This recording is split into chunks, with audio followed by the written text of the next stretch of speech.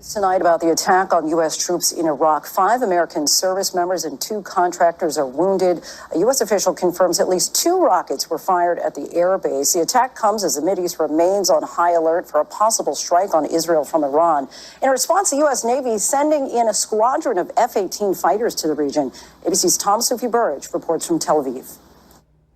Tonight, new details on that targeted rocket attack on U.S. service members in Iraq. 5 U.S. troops and 2 contractors injured when at least 2 rockets, likely fired by an Iranian-backed militia, hit the Al-Assad airbase, say U.S. officials. Make no mistake, the United States will not tolerate attacks on our personnel in the region. With the Middle East on edge, President Biden carefully weighing a response. But today, Hassan Nasrallah, the leader of Hezbollah, vowing to avenge the death of a top commander, killed by an Israeli airstrike in Beirut last week. Moments before Nasrallah spoke, IDF fighter jets above Beirut. Our Marcus Moore on the scene. There was a quick reaction. People here were stunned, frightened, perhaps meant to send a message to Hezbollah. Iran also promising to strike Israel to avenge another assassination, the political head of Hamas, Ismail Haniyeh, who was killed in Tehran. And Lindsay, news just in from the Pentagon, the US now sending a squadron of F-18 fighter jets from an American aircraft carrier to an undisclosed airbase here in the Middle East to help defend Israel from a potential Iranian attack. Lindsay? Tom Sufi Burridge in Tel Aviv.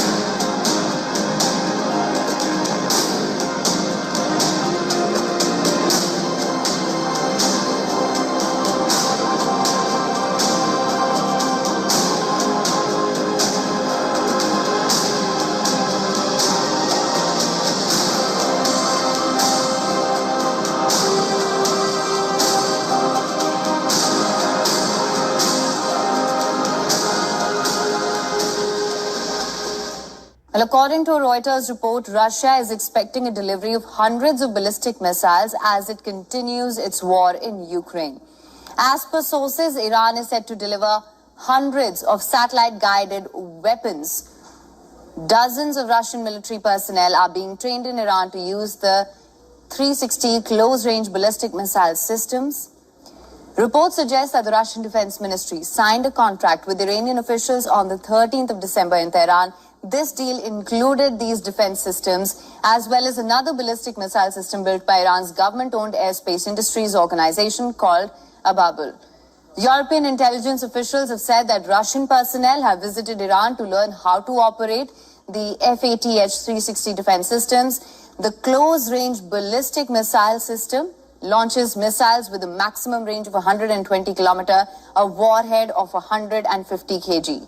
Moscow possesses its own ballistic missiles as well, but the supply of these systems could allow it to use more of its arsenal for targets beyond the front line.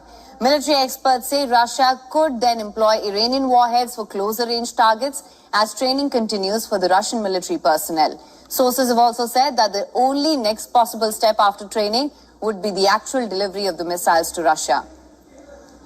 International response to the deal has already started to flow in. A spokesperson for the U.S. National Security Council has sent out a warning that the United States and its NATO allies are prepared to deliver a swift and severe response if Iran moves forward with such transfers.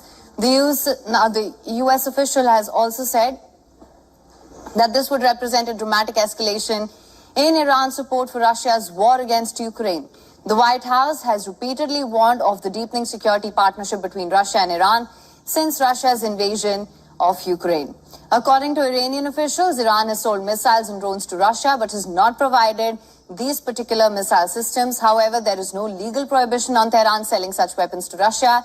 Iranian officials have also said that Iran and Russia often engage in mutual purchase of parts and military equipment, and that the use of such equipment is entirely the other country's decision. As part of the military cooperation, Iranian and Russian officials have often traveled to other nations. Until now, Iran's military support for Moscow has been limited mainly to unmanned Shahed attack drones, but they are easier to shoot down because they are slower than ballistic missiles. Experts say the delivery of large number of short-range ballistic missiles to Russia would now further strain the already overstretched Ukrainian missile defense systems. After months of being on the back foot, Ukraine is on the offensive, and this time inside Russia. The border town of Sudzha, little more than 300 miles from Moscow, has been at the center of the fighting. This footage appears to show the aftermath of shelling. And the Ukrainian forces are on the ground too, with what Moscow says was up to 1,000 troops backed by armored vehicles.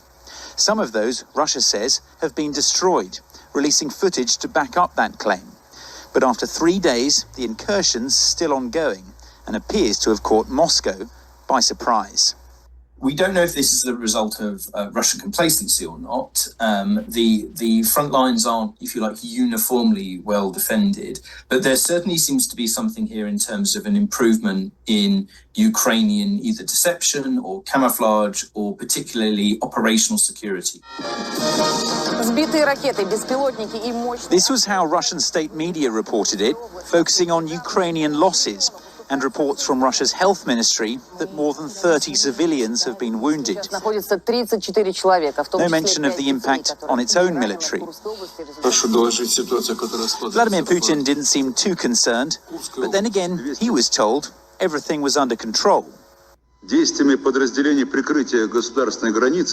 The units covering the state border, together with border guards and reinforcement units, airstrikes of missile forces and artillery fire, stopped the enemy's advance deep into the territory of the Kursk region.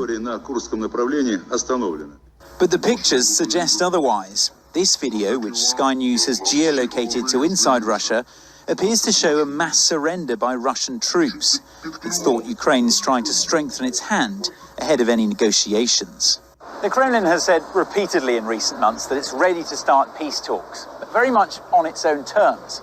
It insists that Kyiv must abandon any plans to join NATO and cede the 4 territories in Ukraine that Moscow holds part of in their entirety. But that was before this happened. And should Ukraine continue to hold territory inside Russia, well, that could change any future negotiations quite significantly. On the streets of Moscow, though, there's no sign of any anxiety. There is such a thing as a fair fight, but Ukraine would never do that. They're great at fighting behind your back. It's difficult to judge without knowing all the information. But anyway, victory will be ours. But that's what Russia thought when it started this war. Nearly 2.5 years on, the outcome's still far from certain. Ivor Bennett, Sky News in Moscow.